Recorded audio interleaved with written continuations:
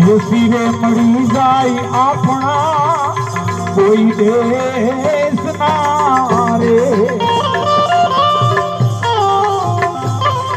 અને પહોંચાડે કોઈ સદગુરુ ને એ દરબાર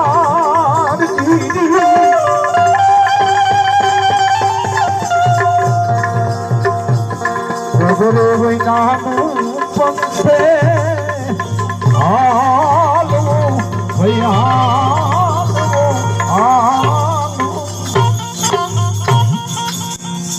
વાણી એમ કે છે આ રસ્તો એવો છે એમાં આ દીધેલા મા બાપે તમને મને પગ ઈ પગ વિનાનું હાલવું છે રસ્તો તો છે પણ પગ વિનાનું હાલવું છે ભાઈ ત્યાં આ પગ તમારા થંભી જાય તો એ પંથ કેવો હશે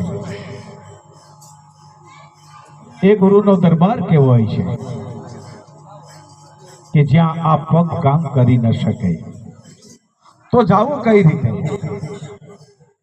અને એને કીધું કે કોઈ મળી જાય આપણા દેશના દેશી જેની આરે દેશી મળી જાય જેના શબ્દો સાંભળવાથી રોમે રોમમાં શાંતિ વ્યાપક થાય તમારું ચિત્ત તમારું મન જો ભમતું હોય તો એ શાંત બનીને એક ઠેકાણે અડગ બનીને બેસી જાય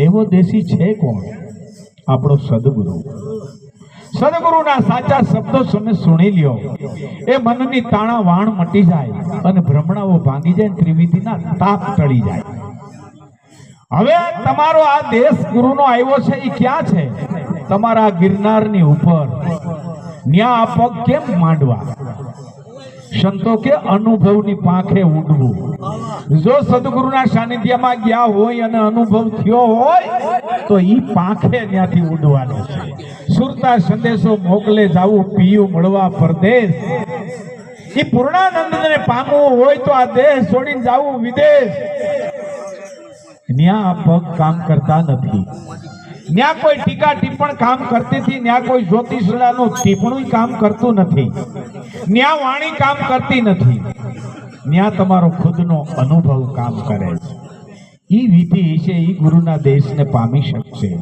એટલે આગળ આ વાણી એમ કહેવા માંગે છે શું કહે છે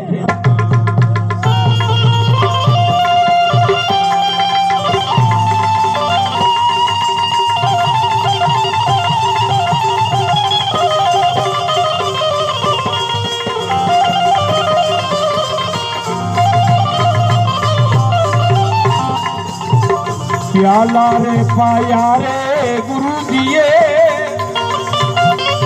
हे प्रेम नारे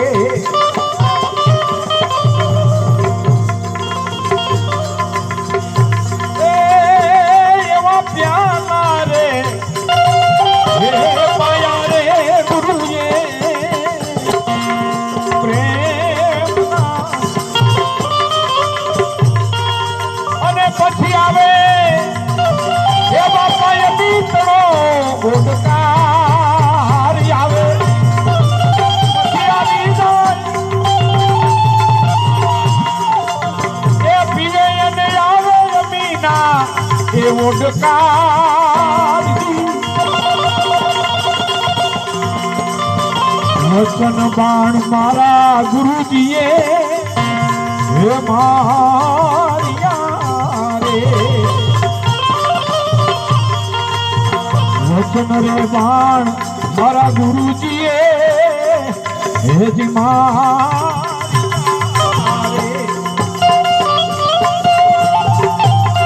અને લાગ્યા મારા રુદિયા કમળની હે જોને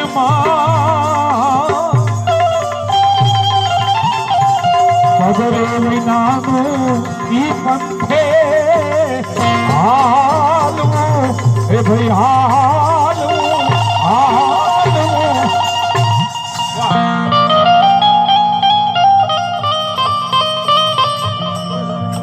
જે ગુરુના સાનિધ્યમાં ગયા હોય એને પ્યાલો તો પાયો જ એને વાલું દવલું ન હોય પણ કોઈ લગ્નથી પીધો હોય ભાઈ કોઈએ લગ્નથી પીધો હોય કોઈએ કેવા માત્ર પીધો હોય, પીવા ખાતર પીધો હોય, અને કોઈએ તું પીધો એટલે હું પીધો એમ પીધો હોય, એનો મેળ ન પડે. એ બધી સૂઝબૂઝથી પીવો પડે. સૂઝબૂઝથી. કોકને તમે પ્રોપર્ટી લખી દો ને ત્યારે સોગંદનામાની અંદર એવું લખાવે કે હું મારી સૂઝબૂઝથી, મારા વંશ વારસાના કહેવા મુજબથી હું લખી આપું છું.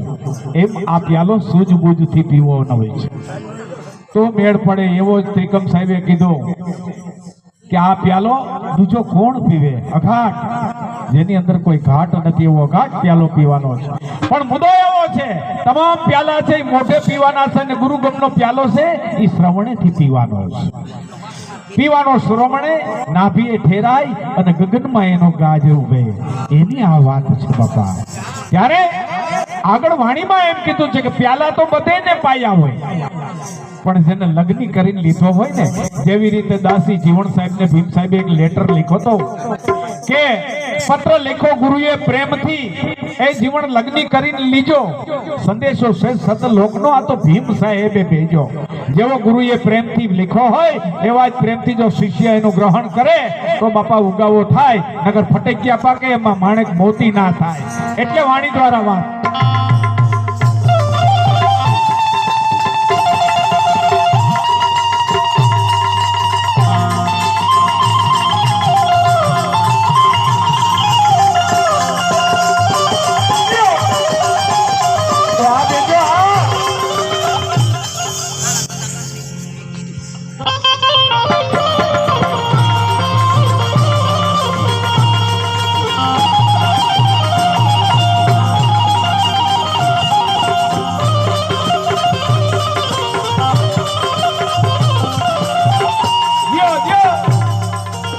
મનલો ચડું રે જેનો એ માળીએ,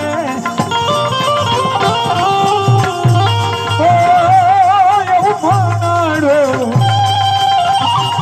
એ ચડું રે જેનું એ માળીએ, એવી જેની સુરતા ચડી ગઈ,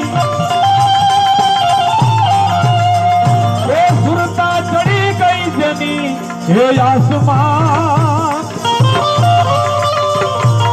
સુરતારે રાણીએ ત્રાપાયામાં હે નાખિયા રે.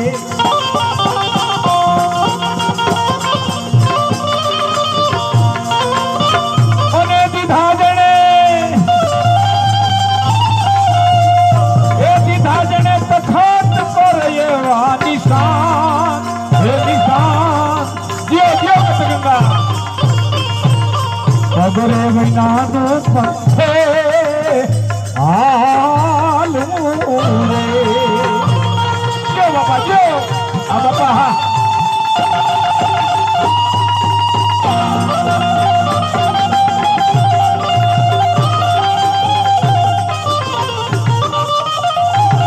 મોરબી હા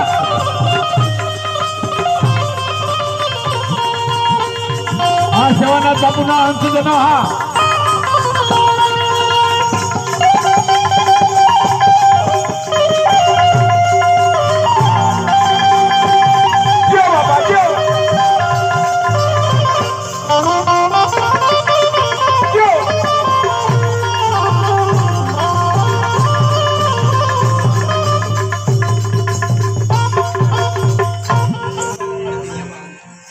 મન ચડ્યું જેનું માળીએ, જેની સુરતા ચડી આસમાન.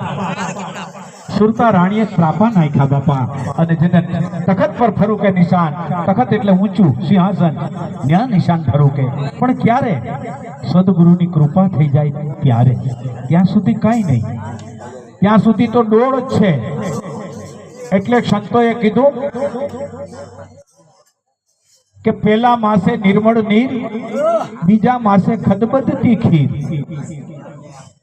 ત્રીજા માસે માંસકા લોહા, ત્રીજા માસે માંસકા લોહા, ચોથા માસે પંજા ફૂટા.